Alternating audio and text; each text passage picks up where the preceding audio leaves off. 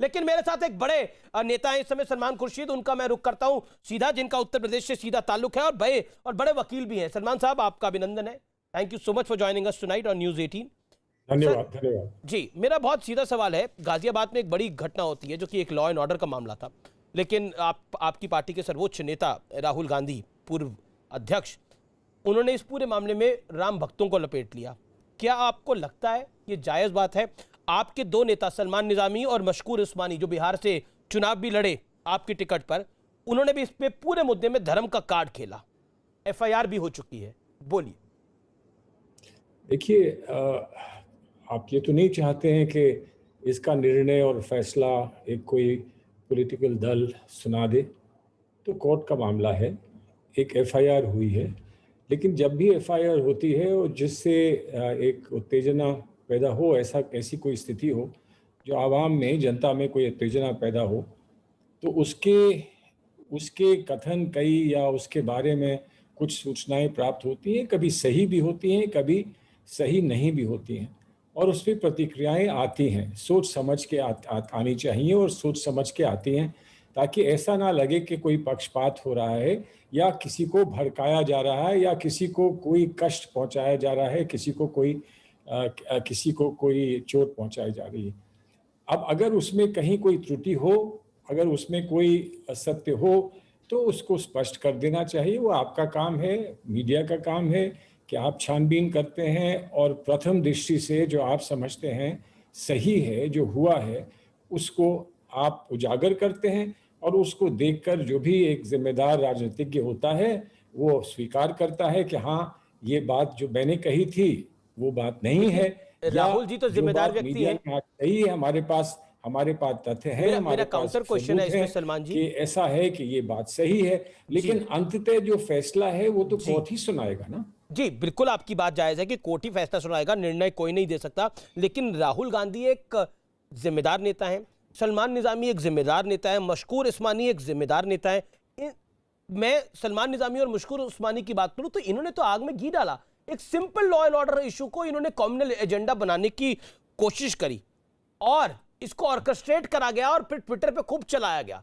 क्या आपको लगता नहीं है इससे सांप्रदायिकों में वैमनस्य फायदा होता है? और आरोप आपकी पार्टी कहती है कि बीजेपी हिंदू मुसलमान करना चाहती है, लेकिन यहां पर तो रंगे हाथों आपके नेता पकड़े गए हैं कि जो हिंदू मुसलमान करना चाह रहे थे।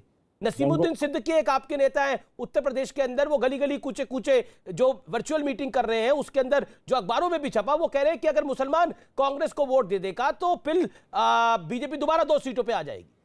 अच्छा, सुन लीजिए कि अगर किसी ने कुछ कहा है जो उचित नहीं है, तो उसको समझाना चाहिए कि ये उचित नहीं है। आपको एक जिम्मेदार व्यक्ति हैं, आप इसको आगे बढ़ावा मत दीजिए। जो भी क्रिमिनल कोई स्थिति पैदा होती है, उसमें कहीं ना कोई सांप्रदायिक उसका एक विवरण करता है, सांप्रदायिक उसको रंग देने का प्रयास करता है। वो कोई हो, कांग्रेस का हो, किसी और दल का हो, भारतीय जनता पार्टी का हो। ये नहीं हो सकता कि मैं कहूं कि भारतीय जनता पार्टी ना करे, लेकिन मुझे और मेरी पार्टी को करने का अधिकार होगा। किसी को नहीं है अधिकार। अगर कोई कहीं पर त्रुटि करता है, गलती करता है, तो उसको आप प्लीज समझा दीजिए। आपका काम है समझाने का। लेकिन ना हम यहाँ बैठकर ये फैसला कर सकते हैं कि वहाँ जमीन पर क्या हुआ, ना हम ये कह सकते हैं कि उसमें सांप्रदायिक रंग किसी ने गलत घोला, ना हम ये कह सकते हैं कि उसमें सांप्रदायिक कोई विषय नहीं था। ये कह नहीं सकते हैं, और ना बहुत जल्दबाजी में हमें जजमेंटल होना चाहिए। बिल्कुल, बहुत हमको इतनी जल्दबाजी में कोई जल्दी किसी जजमेंटल पर भी भी नहीं हो कोई रहा। आरोप नहीं लगाना चाहिए। सलमान जी देखिए, इस पूरे विषय में ट्विटर पे भी एक एफआईआर हुई है। कांग्रेस पार्टी का कहना है कि देखिए ट्विटर को टारगेट कर रही है ये सरकार। मैं आपसे जानना चाहता हूं, अगर किसी भी विदेशी कंपनी को भारत में रहना है तो भारत के कानूनों को पालन करना चाहिए या नहीं करना चाहिए? आपका इस पर राय क्या है? आप वकील भी हैं पेशे से।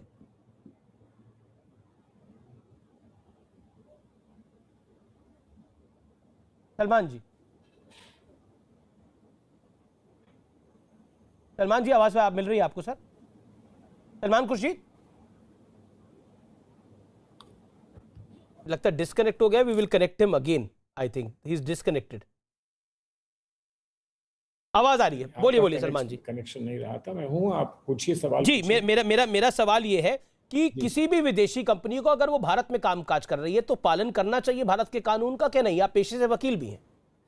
नहीं नहीं, विदेशी कंपनी को क्यों, हम सबको, बाहर वाले को और भारतीय को, हर एक को कानून का पालन तो करना ही है ना।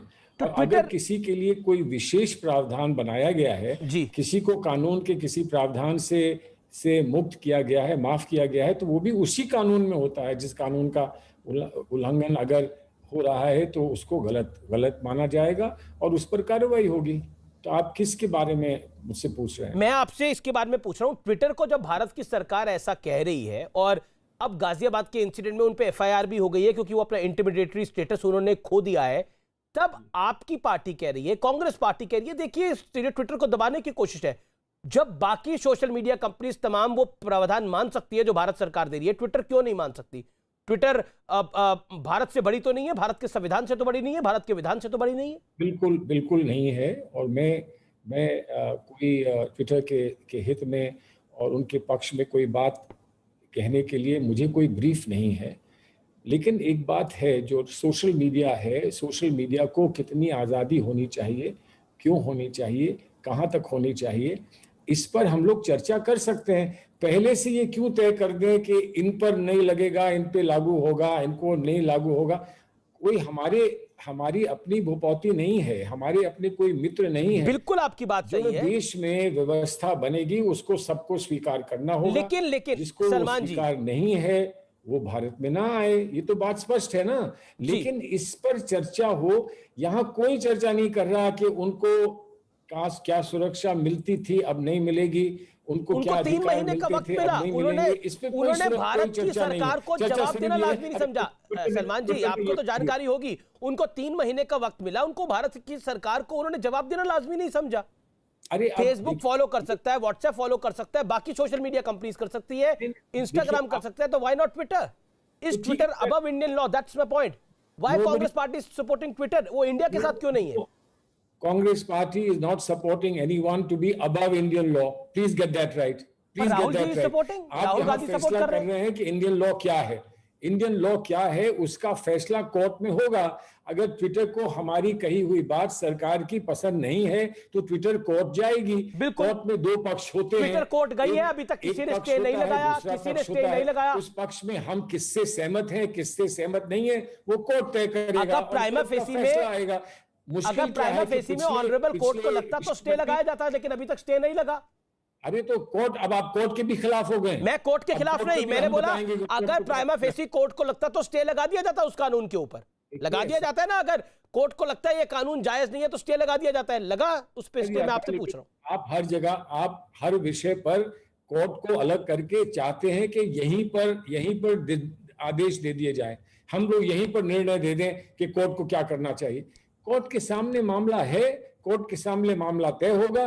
कोर्ट के निर्णय के बाद भी लोग कहते हैं कि हमारा ये पक्ष है, हमारा ये पक्ष है, और उसके बाद मामला सुप्रीम कोर्ट भी जाता है। तो अब जहां कोर्ट का जो फैसला होना है वो हो जाने दीजिए। आप यहाँ हमसे क्यों फैसला अभी नहीं, मैं तो आपसे सवाल पूछ रहा हूँ सर। मैं और आप तो कुछ फैसला कर भी ले तो उसको मानेगा कौन? लेकिन महत्वपूर्ण ये है, कौन मानेगा नहीं मानेगा। मैंने आपकी बात मानकर मैं यहाँ आया हूं। आपकी ये बात कहकर मुझे बड़ा कष्ट हो रहा है कि कौन मानेगा। कोई माने ना माने, हम मनाना नहीं चाहते हैं, हम पर्सुएड करते हैं, हम लोगों को समझाना चाहते हैं। इसीलिए मैं आपसे यहाँ आकर बात कर रहा हूं, नहीं तो मैं नहीं आता। मैं इसलिए आ रहा हूं कि शायद आप मेरी बात मान जाएं, शायद आप मेरी बात ना माने। ये भी संभव है कि मैं आपकी बात मान जाऊं। इसीलिए हम यहाँ आते हैं और यही डेमोक्रेटिक बिल्कुल sir, I am in total बात कह देना कि आपकी बात कौन मानेगा, ये कोई नहीं, मैं कह रहा हूं, मैंने ये कहा कि मेरी और आपकी बात अगर हम बोल भी देंगे कि ये उसको मानना चाहिए, उसको फिलहाल कौन मानेगा, ये मेरा पॉइंट था। मैंने अपने और आपके दोनों बारे में बोला। ये आपकी बात लोग मानेंगे, इसीलिए मैं यहां आया हूं कि आपकी बात का एक वजन है।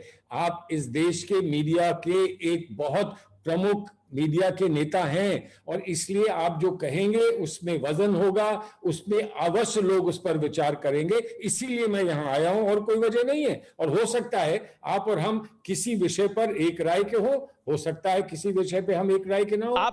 आपका मैंने एक इंटरव्यू देखा जिसमें आपने कहा कि जितिन प्रसाद के जाने से आप बहुत दुखी हैं, आप उनको छोटे भाई की तरह मानते हैं, लेकिन आखिर ऐसी नौबत क्यों आ गई? G23 से G22 से G22 हो गया है, क्या कहना चाहते हैं आप? खुर्शीद साहब। सलमान जी, आवाज मिल रही है आपको? खुर्शीद साहब, आवाज मिल रही है आपको मेरी?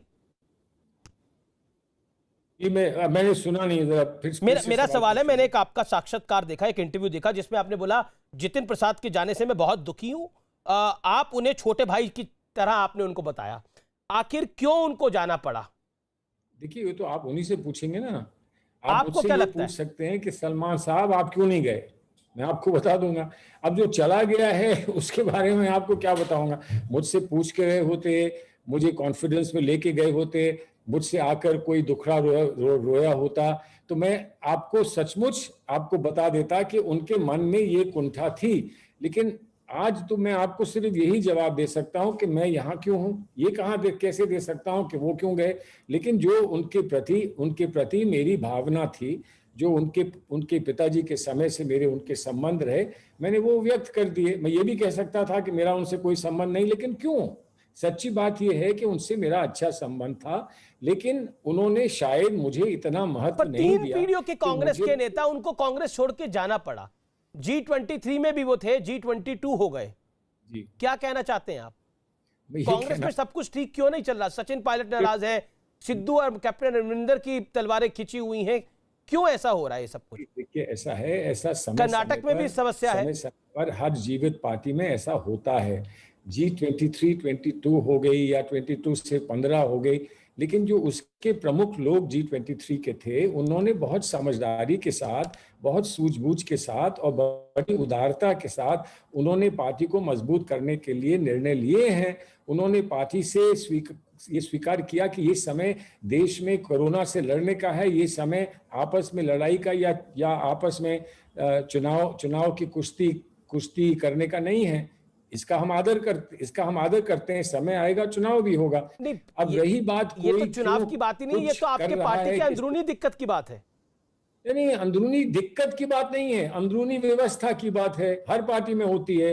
ये बैंगलोर में बीजेपी में हो रही है, उत्तर प्रदेश में बीजेपी में हो रही है, उसकी चर्चा हम नहीं करना चाहते हैं। वो भी अंदरूनी बात है, उनकी पार्टी की अंदरूनी बात है। बड़ी पार्टी है, आज के दिन वो बड़ी पार्टी है, उनकी अंदरूनी बात है। हम उस पर नहीं चर्चा छेड़ते हैं, ना हम छेड़ना चाहते हैं।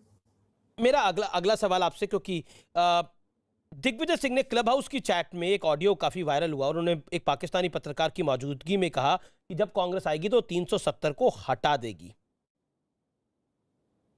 या उस पर दोबारा विचार करेगी, या फिर उस पर आएगी तो दोबारा विचार करेगी। 370 को, ये 370 के निर्णय को हटा देगी, मैं समझता, जिस ठीक है वो कर देंगे।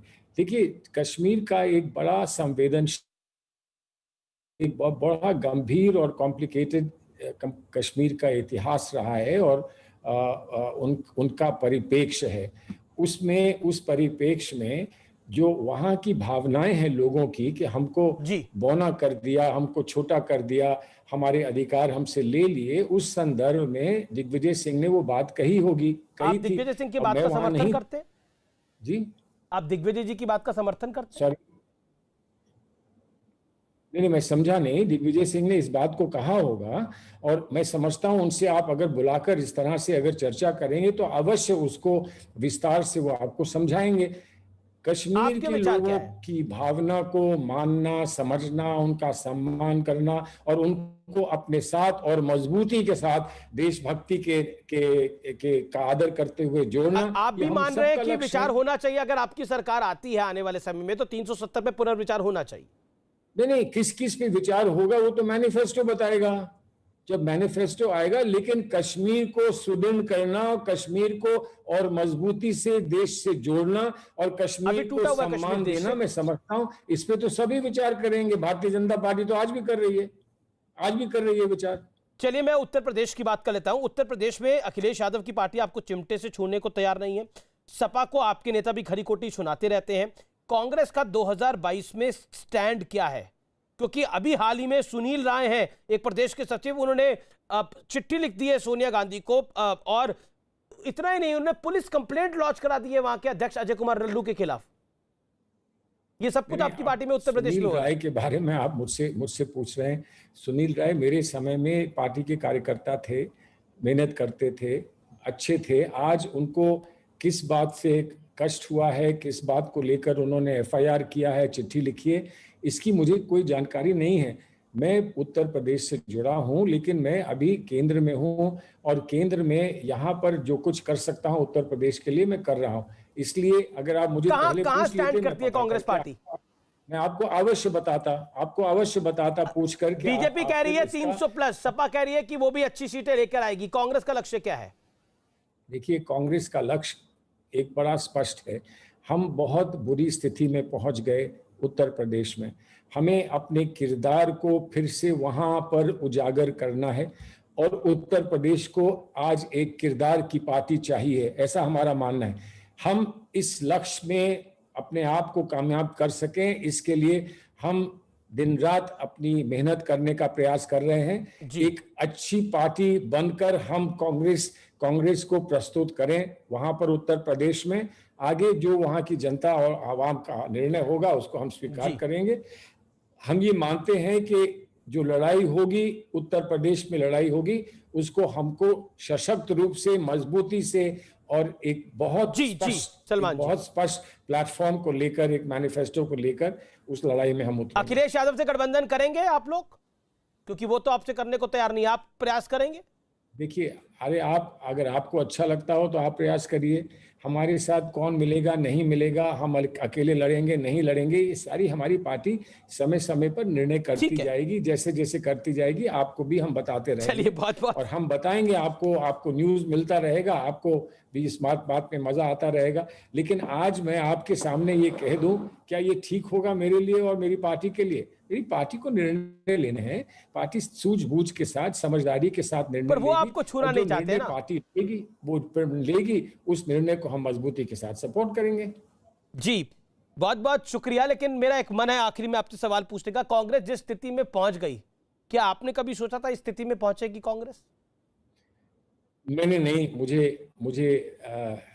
मुझे ये याद नहीं कि कभी मैंने ऐसा अनुमान लगाया हो या कभी ऐसा सोचा हो या कभी ऐसी कल्पना की हो।